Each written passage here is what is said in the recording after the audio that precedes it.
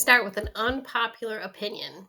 11/11 is not this magical day to manifest. Let me explain. My name is Michelle Tanner with Soulful BFF. Welcome to my 30-day commitment to podcasting. You may notice that I hadn't uploaded a video in the past 2 days, and the reason was Saturday, I normally work 2 hours when I work at the airport unless there's a delay, and we had an all-day maintenance delay. So I did not get out of there until 3:47 p.m.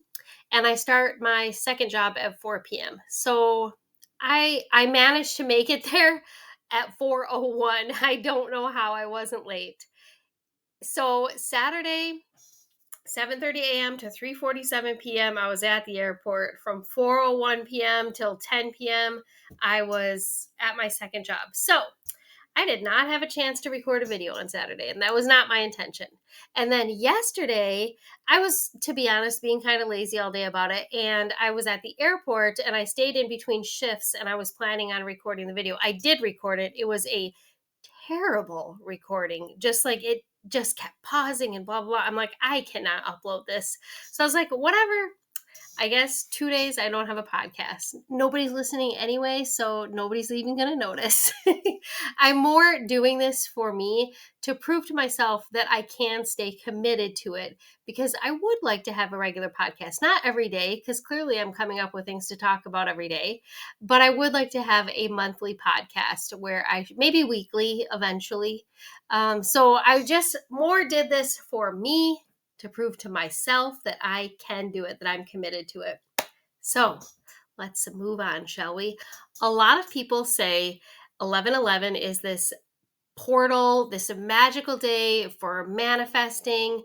And my unpopular opinion is it's not any different than any other day.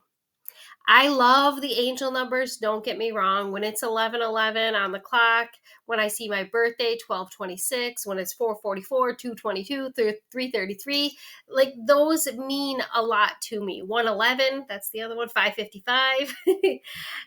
It means a lot to me. I take those as winks from God, universe, spirit, the divine, letting you know that, they know that you're paying attention, that you're on the right path, and it's just like a little from the universe saying, I guess, like, good job for being open to it, because not everybody is.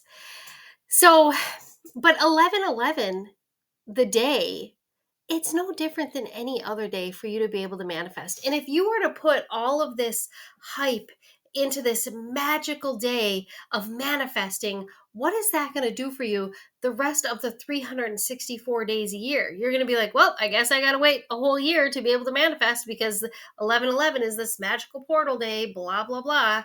And I'm not saying that it's not. I'm just saying I don't think you should put so much emphasis on this day, because I think that you can manifest whatever you desire any day of the year.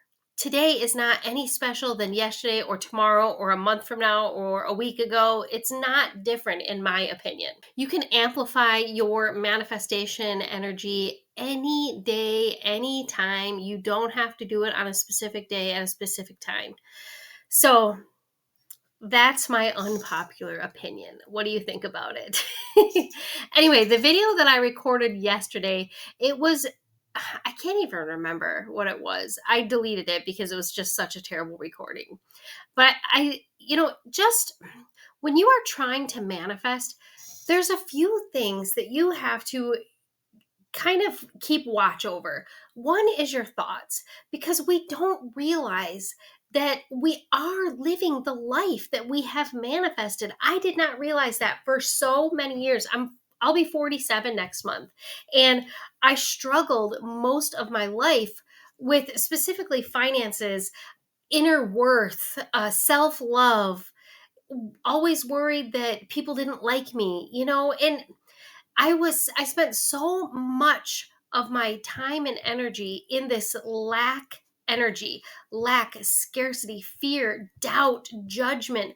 I used to judge myself and other people so hard, and I still catch myself doing it once in a while. But when I catch myself, I stop and I say something nice about myself or whoever it is that I'm judging at the time. When you get out of that energy and you rise up by raising your vibration, by listening to good music, by focusing on positive, looking at the blessing in every situation, because whether you believe it or not, there is a blessing in every situation. And if you can't see it, ask God, universe, help me see the blessing. There is always a blessing in everything. So I remember hearing this story from someone else. This is not my story. This is like third person story, whatever. So a couple, they sold their home, and instead of, investing, buying a house, whatever, they blew through the money. And they were stuck in this apartment that they didn't really like. They were an older couple, and she just kept focusing on their past mistakes, on how they handled the sale of the house and what they did with the money, and just being miserable about being in this apartment.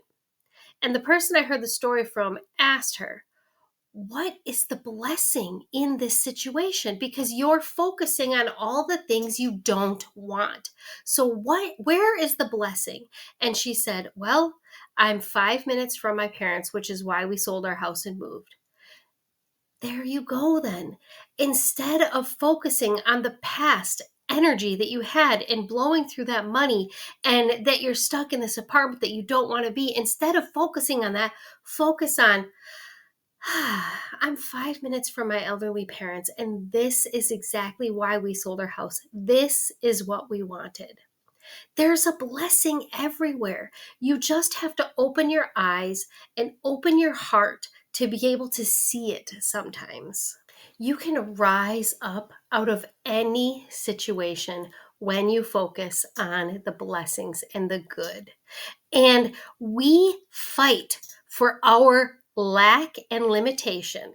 So let's say, you were that person that sold the house and blew through that money. And so instead of seeing the blessing, a lot of people, what we do is we continue to focus on the lack and the way we handled the money and the way we handled the sale of the house. And now we're stuck in this apartment that we don't want. So many of us continue to focus on the lack and limitation that we don't allow ourselves to be open to the blessings.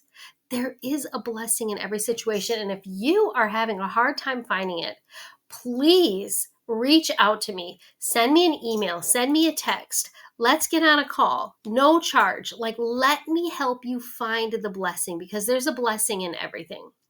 I currently drive, an older van. It's a 2009 that a few years ago, when I was in the car drop off lane, somebody was reversing. Like, there's cars all over. The person in front of me kept reversing. I'm honking my horn, and she kept reversing. And it's like plastic in the front, whatever. There is a giant hole in my van. It's been there for 4 years now, in the front of my van. And people think like that I'm a terrible driver. It's like, no, I was in the freaking parking lot at the school, and I kept honking my horn to get her to stop, and she wasn't paying attention because her baby was crying. So she was just thinking about getting out of there to drive around so she could get the baby to be quiet. And if I focus on my piece of shit van that has 235,000 miles on it, that is too old, that the transmission could go at any time, because the starter could go at any time because it's giving me problems. If I continue to focus on that, then that is what I'm going to get. But every time I go to drive my car, I'm like, oh, I just love this van. And I love minivans. I was the person that said, never, I will never own a minivan. This is my second one. Clearly it's time to purchase another vehicle. What am I considering? Another minivan. Even though my kids are older, I don't need a minivan. I freaking love them. I love all the space that's available in there. Put the seats down, and there's so much room to haul stuff. I've hauled carpet, I've hauled furniture, I've hauled garbage to the dump. Like, there is so much room in those.